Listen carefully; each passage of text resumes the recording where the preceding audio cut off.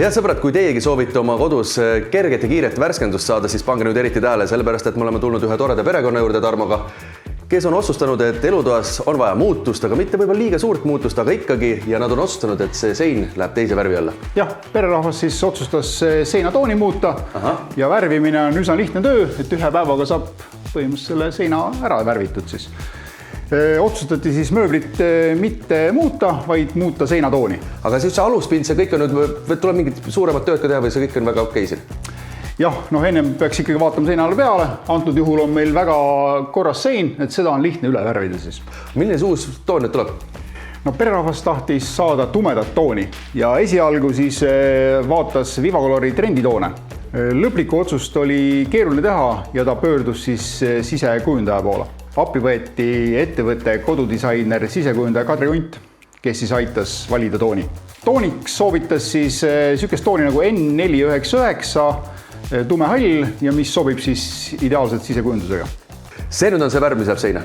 Jah, et veenduda tooni sobivuses tehti siis väike süke proovivärvimine ja sinu käes siis on testvärvipurk, milles see näidis on tehtud. Me soovitame siis seda testvärvi teha siis mingile eraldi pinnale. Mida suurem pind, seda parem. Ehk siis saaks seina peal vaadata seda, kuidas siis valgusega mängib ja võib-olla ka eri nurkadesse tõsta, kui on mitu seina vaja värvida. Väga mõistlik, sellepärast tõesti, et üks asi on mõelda kuskil salongis vaadata, et see värv teile sobib, aga kui te lähete oma koju, oma tuppa ja siit aknast tuleb valgus, sealt tuleb köögist tuleb valgus, see hakkab tegelikult ju mängima, et mõistlik erinevatel päevaaegades ka vaadata. Jah, ikka. Ja muide, Jaanus, see toon siis on valitud Symphony värvikaardist, kus on siis üle 2000 erineva värvi valiku. Mis valged silmad need see tekkinud on? No need on riiuli kruvi augud ja need tuleb siis enne värvimist kindlasti täis pahteldada, mis on ka antud juhul tehtud.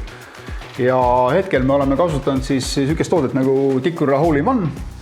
Ja see pahtel on mõeldud ennekõike just selliste parandustööde, näiteks pragude või siis aukude täitmiseks. Tema suurimaks plussiks on see, et kuivamisel ta kahaneb minimaalselt. Aga lähme nüüd edasi. Augud on just ära teetud. Mis see veel?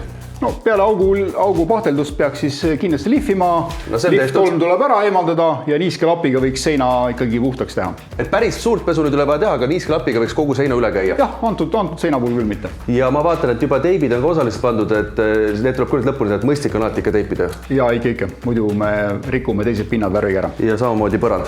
Täpselt nii. Mis värviga me nüüd ikkagi lõpuks värvima hakkama siis? Siia me siis soovitame sükest toodet nagu Vol 7 Vivacolori toode, mis on siis hea pesemiskindlusega.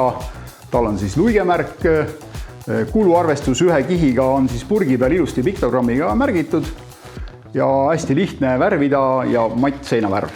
Aga väga oluline on kindlasti ka ju õige rullivalik. Ja, täna me siis kasutame uut Ansa Moremex rulli, mis on tihe, madalakarvaline ja jätab hästi sileda seinapinna.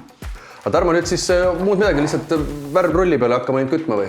No algus võiks ikkagi seinaääred ette teha.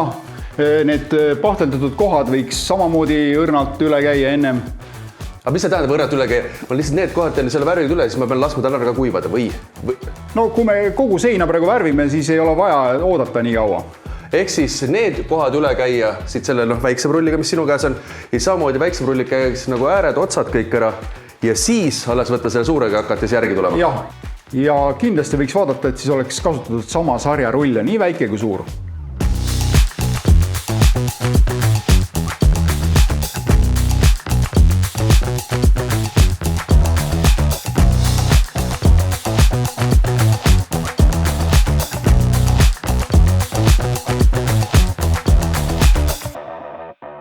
Kuule, katab ju imeliselt. Jaa, katab tõesti hästi. Ääred on meil nüüd ette värvitud ja nüüd läheb põhisein värvimisse. Aga siin on mingid teatud töövõtted, mida peaks nüüd arvestama meeles pidama? No ikkagi jah, et võiks ikkagi pikad tõmbed olla, vaadata, et mingisugused kõrged värvilätakaid ei jääks kuskile. Ja järjest liigume siis seinas edasi. Ja kindlasti tuleks jälgida siis, et rull oleks korralikult värviga koos. Ja mitu kihti sa plaanid siia nüüd panna selle seina peale? No antud seina puhul, kuna värv katab hästi, siis me saame 2 korraga hakkama. Nüüd paned ühe ära, siis kaua ta kuivama peab? no see sõltub natukene muidugi õhuniiskusest ja temperatuurist, antud seina puhul ja antud ruumis siis umbes 2 tundi. Jube kiirelt käib see asi ikkagi, no muidu eks oskate meeste käes käibki see asi väga kiiresti, aga kui teil, head televaatajad, tekib ka soov enda kodus väike värskenduskuur teha, siis võtke see julgelt ette, sest näete, midagi keerulist siin ei ole. Ja kui teil peaks küsimusi tekkima, siis on olemas tasuta värviliin ja selle number on Tarmo 12 011. Täpselt nii.